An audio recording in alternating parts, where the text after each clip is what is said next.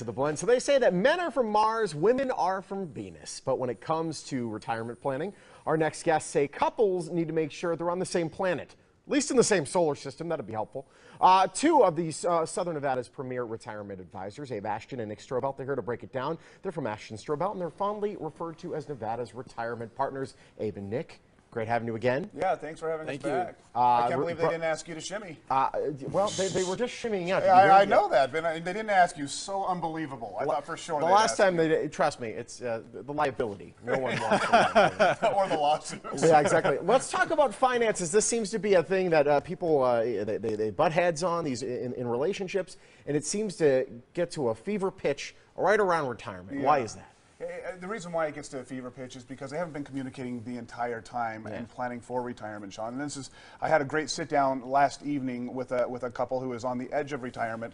The gentleman is 61 years old and the wife is 59 years old. And they know that they're going to retire sometime in the next 3 to 6 years. It depends on whether or not he wants to take on one more project. They said all they knew about retirement as an accountant once before said you have to have $1 million.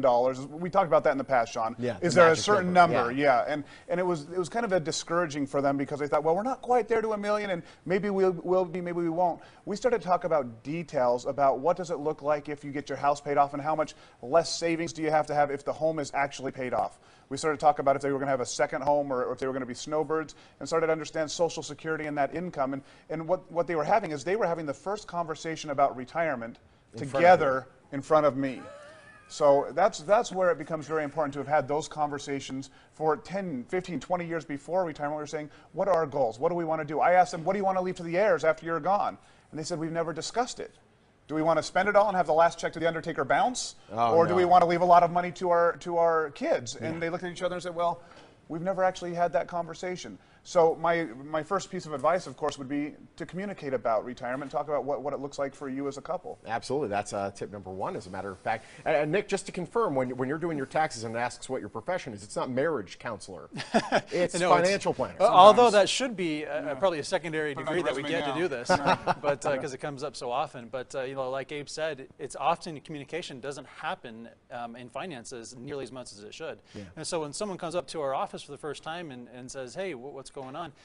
We find that the husband tends to be very aggressive, or wants to be very aggressive because he wants to get lots of return potentially, and then the wife is much on the other side, more conservative, doesn't want to risk her money at all. Such is life. Yeah, and so we're on the other side saying, okay, there's got to be some negotiation that goes on to meet in the middle somehow. But what's surprising to many of our clients is that they find that the planning process has a way to not be very aggressive at all, but still accomplishing all the retirement goals that someone has for their entire lives. And so someone doesn't have to be that aggressive to really do well, which is nice. Well, tip number two, this is speaking of aggressive, both people need to actually have skin in the game. Both have to have some sort of responsibility when it comes to finances, right? Yeah. They both have to have responsibility. I read a survey that said that there's something like 13 million Americans that had separate hidden accounts from their spouse.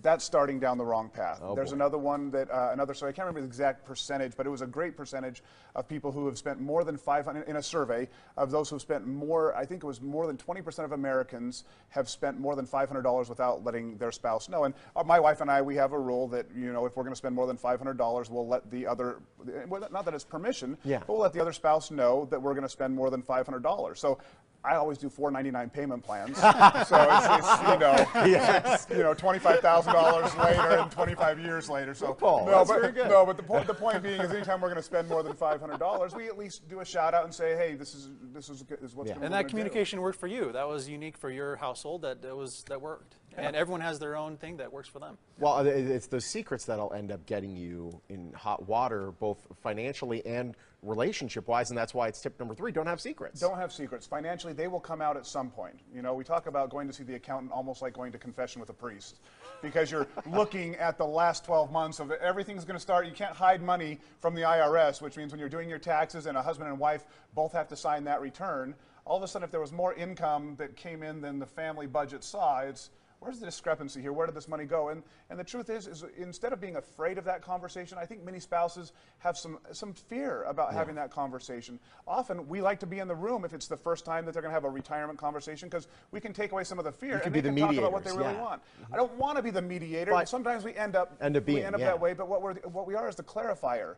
We get to take the unreal fears that they're worried about and say, that's not the fear at all. Here's something you may have to think about or worry a little bit about, but what you were already worried about is actually easily solved, and we can show them how to do that.